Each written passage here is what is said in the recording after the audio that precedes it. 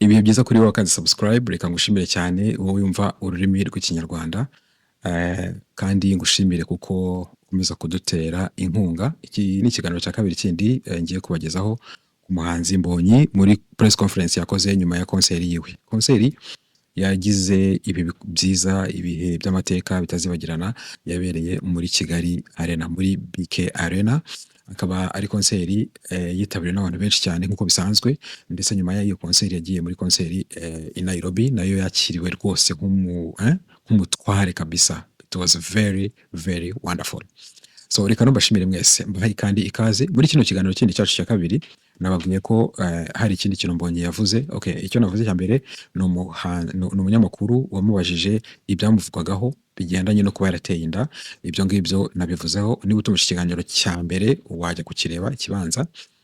Hanyuma muri kino kiganiro ndagira ngo mbabwire ikindi kintu Mbonyi yavuze amagambo akomeye cyane, amagambo ari mu bwenge, amagambo agaragaza umuntu ufite vision ndende mu buhanzi bwe no mu rugendo rwe rw'umuziki.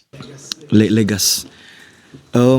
Urabona, njyewe I consider myself nk'umu upcoming, niko njyewe nifata nk'umuhanzi ukizamuka mu bijyanye no kwagura impano ku isi muri Afurika. Ndacyafite kuririmba ku rwego rwa Afurika, kuririmba rwego rw'isi.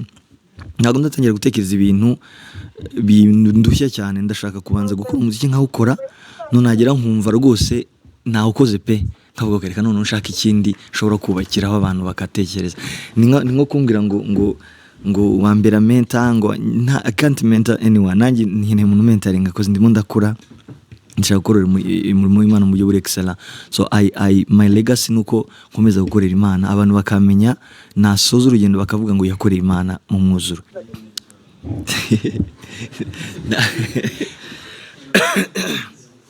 Ntabwo ari isoko, ntabwo ndi guteganya isoko, ahubwo ndashaka kureba ko ino ministeri yagera kure. Nose mwe ntimwabyishimira, muretse mubonye tugenda muri Amerika tugakora ibintu nk'ibi, tukageza Canada tukitabirwa n'abanyagihugu. Buriya muri tuwa nduherukamo ikintu cyanshimishije, ni ukujya mu gihugu tukitabirwa n'abanyagihugu.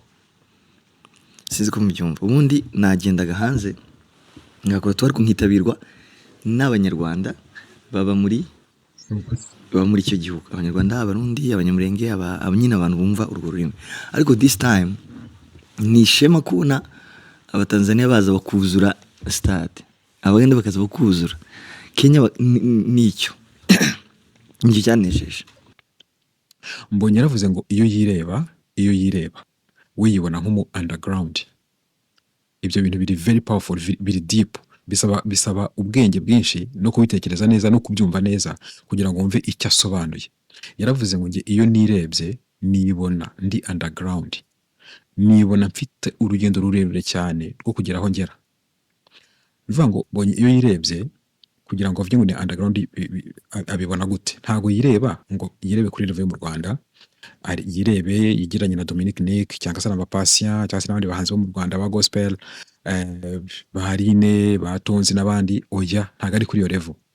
Ahubwo we iyo yirebye ubwandaground bwe abupimira hehe? Abupimira ku bahanzi bari kuri African level, bari kuri level ya Afurika cyangwa se kuri level y'isi. Mbonyi iyo ageze muri Kenya, icyo nacyo arakivuze, yageze muri Kenya ahasanga abafana bakunda indirimbo ze b'abanyagihugu b'abanyakenya, kubera ko yafashe indirimbo ze azishyira mu Giswahili, abanyakenya barazikunda n'abatanzania barazikunda. Yageze Tanzania naho ahasanga abafana b'abatanzania bitandukanye n'abahanzi bamwe na bamwe b'abanyarwanda.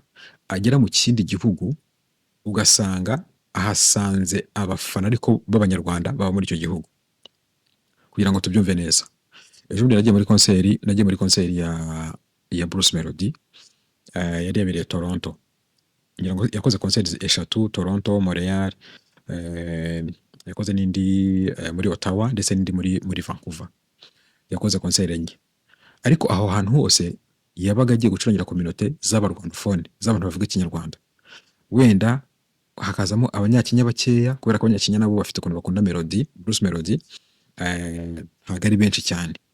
Ni ukuvuga ngo ibyo bihugu yagiyemo afitemo popularité cyangwa se afitemo audience y'abanyarwanda baba muri ibyo bihugu. ariko Mbonyi iyo agiye i Bugande ahasanga audience nini cyane y'Abagande y'abanyagihugu. Iyo agiye muri Kenya ahasanga audience nini cyane y'Abanyakenya bakunda indirimbo ze kandi yaririmba bakajyana, yaririmba bakajyana, yatera ngo ni Nasiri bakamwikiriza, donc agasanga izo ndirimbo ziwe bazizi. Iyo agiye muri Tanzania ni the same, niko bigenda. Ariko we iyo arebye ibyo ngibyo abona ko bidahagije, aravuga ati no, ntaho ndagera, urugendo ruracyari rurerure, kubera ko ndamutse ngiye muri Nigeria, ubwo turacyari muri Afurika, ndamutse ngiye muri Nigeria simasanga Abanyakenya, simasanga Abanyarwanda, simasanga Abatanzania, simasanga Abagande, nkasanga Abanigeria bonyine, ntago naririmba, kuko ibyo ndirimba nta mu Nigeria wabyumva, donc nta mufana, nta audience nagira y'Abanigeria. Ngiye muri Ghana, ngiye South Africa, ntabwo nagira audience y'abanya South Africa. Ngiye muri za Malawi na za Zambia n'ahandi hari hose, ntago nahasanga cyangwa se nahabona audience y'abanyagihugu aho ngaho. Niyo mpamvu yavuze ati ngewe ndacyari underground, ndacyari umuhanzi ukizamuka, aracyafite akazi kenshi ko gukora. Iyi ni imyumvire iri develope, ni imyumvire y'umuntu ufite vision y'igihe kirambye. Par contre nigeze kubivugaho ngira ngo no mu kiganiro cyashize, hari ikiganiro nagize gukora mvuga ngo ni iki umuhanzi wa gospel yakora kugira ngo atere imbere. Kimwe muri ibyo ngibyo cya mbere ubundi ni ukubanza kumva ko ntaho uragera guys, ntaho uragera. Kuba ufite viewership, donc ufite abantu bakumva cyangwa se bakureba kuri YouTube 100,000 ibihumbi whatever, ariko ukiririmba mu Kinyarwanda gusa, ukifite audience y'Abanyarwanda yonyine, ibyo ngibyo nta n'intambwe uratera. Ibyo rero bitandukanye kure cyane n'imyumvire ya Mbonyi. We iyo yirebye, nakoresha kano ka image k'uyu mwana wirebaga muri miroir, iyo yirebye aravuga ati meze gutya ko ndifuza kuzamera kuriya, donc ndifuza kuzamera kugira ku rwego rw'umuhanzi wenda nka Don Moon par exemple. Uburyo Don Moon afite audience muri Aziya, i Burayi, muri Afurika, ahantu hose. Ndifuza kumera nka Michael Smith, ahantu hose ageze akaririmba, igihugu cyose yajyamo ahafite audience.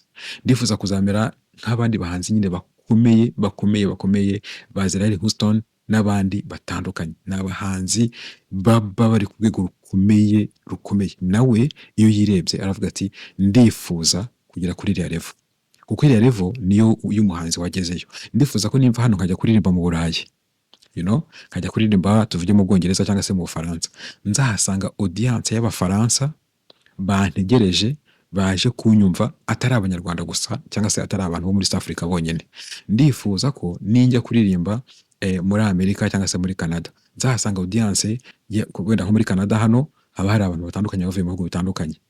Niba Mbonyi aje muri Canada, tuvugenda aje muri Windsor cyangwa se aje muri Toronto cyangwa se n'ahandi, audience ikaba irimo Abazungu, irimo Abahinde, irimo Abarabu, irimo Abirabura, mbese ku buryo usanga abantu bose kandi bazi indirimbo ze, bidasaba kugira ngo project ngo bamukurikire. So iyo rero niyo vision ya Mbonyi, niyo vision yagombye kuba iyo umuhanzi wese, cyane cyane abahanzi bo mu Rwanda, ngira ngo mubona abahanzi bandi b'abaturanyi duturanye, like dufashe nka Diamond iyo yagiye muri Amerika agasanga audience y'Abanyamerika, kuko indirimbo ze inyinshi ziba ziri mu ndimi ari mu Giswahili, ariko hari mu ndimi z'Icyongereza abantu bose bakumva. Dufashe nk'abahanzi nk'aba Davido n'abandi bahanzi ba Nigeria, impamvu bafata isi yose bakayifata, bagafata ibihugu byacu, bagafata ibihugu by'Abafrancophone, by'Abanglophone, bagafata Abazungu, bagafata isi yose bakayifata, ni ukubera ururimi baririmbamo. So Mbonyi rero iyi myumvire yo kuvuga ngo ngewe ndacyari umuhanzi ukizamuka, ni imyumvire y'umuntu ugaragaza ko afite vision, ni imyumvire y'umuntu ufite inzozi zo kugera kure, ari nabyo bisabwa umuhanzi wese wa gospel. Reka rero mbashimire cyane abakunzi ba Israel Mbonyi ndetse n'abakunzi ba Biyicano, mukomeze bakandi subscribe, ndabakunda cyane. Mugire umugoroba mwiza, mugire umunsi mwiza, mugire ijoro ryiza, mugire amanywa meza bitewe n'aho muherereye. I love you, bye.